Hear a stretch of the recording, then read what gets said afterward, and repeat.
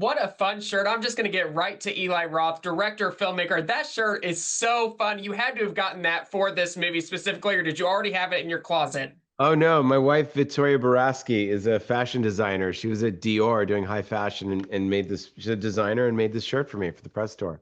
Wow, that is so cool. Obviously, the movie is called Ice Cream Man. What do people need to know about this storyline before they see it in theaters? Well, the kids eat ice cream and they go crazy and kill all the adults in the town. It is totally crazy. It's completely unhinged.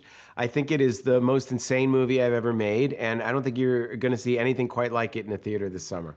You are so right about that. It is so unhinged, but in all the best ways possible. It is so deranged, so fun, so exciting to watch this kind of movie. How do you come up with these kill scenes and these scenes that you're going to put these kids through that you're just going to be amazed at what you see on the screen? I don't know. I have a pretty strange imagination, and I wanted the kills to be original and fun and real. Like, okay, here's a big police officer. How are the kids going to take him down? Well, they'd have silly string. If that went in your eyeball, that would sting. And then they could go after his feet. And the weak, if there's 100 of them, could they do it? And then, okay, here's a fireman. Well, wait till he gets on a ladder and then push him off. So it's really about like just thinking through what are the most fun and what are the most realistic. And that, the whole idea that they're kids, so you can't really do anything to them because they're kids. So it's just like, wait, don't hurt them. They're children while they're like, hacking you to pieces. So that was a fun. And I wrote it with one of my oldest friends, Noah Belson. And when we get together, we're basically 12-year-olds. So we just sit there and we just start laughing, thinking about the craziest things we can.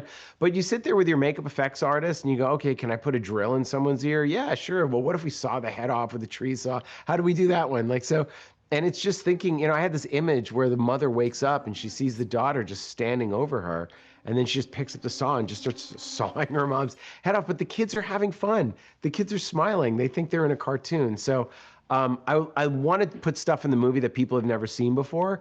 And like when I saw Reanimator and I just was like, what am I watching? Like what lunatic made this movie? I wanted a movie that felt dangerous and unhinged and is completely unrated. We made this movie outside the studio system on our own. We're releasing it on our own. So you're not going to see anything like it in the theater.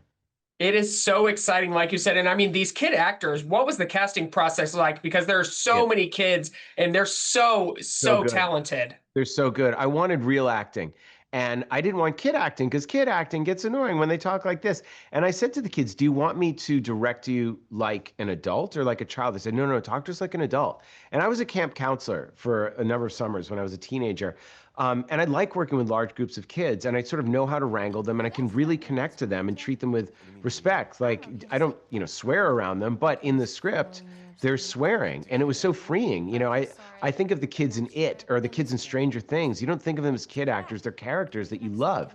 And E.T. And that's what I wanted. I wanted those characters that you could really relate to and root for. It doesn't matter what your age is. So I wanted naturalistic style acting. I wanted the kids to really talk the way kids do.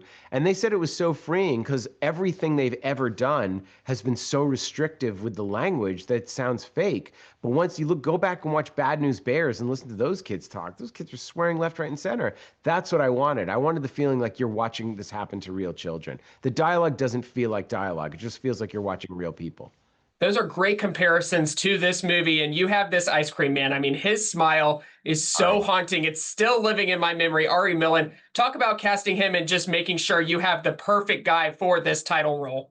Ari he had it in the audition because the way he's so deliberate. He's been an Orphan Black. He's a brilliant actor. And I said the ice cream man is sweet. He's nice. Like he's always smiling. I had this image of something out of a Norman Rockwell illustration where he's like just smiling and handing out like that. And he's not like an evil ice cream man. He's just friendly. And when the kids are, cutting open the principal's head and scooping the brains, he's just so proud of them. He just wants to give them this gift. And the kids, it's like the greatest day of their lives. But Ari is such a superb actor, so specific and so deliberate with his choices. But I also let him improvise and reign. And he, like just like this is his domain. This is his truck. He's is waiting his whole life for this. And he had this little mustache and just the way he moves and everything is really, really incredible. He made so much of that character. It's incredible.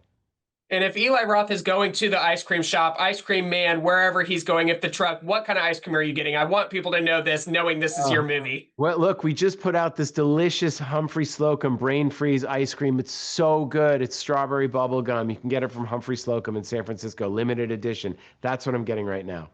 Hey, that ice cream is delicious. We have it back here as well. The Ice Cream Man needs to be seen in theaters August 7th. Eli, congratulations on this movie. Thank you for your time today. Thank you so much.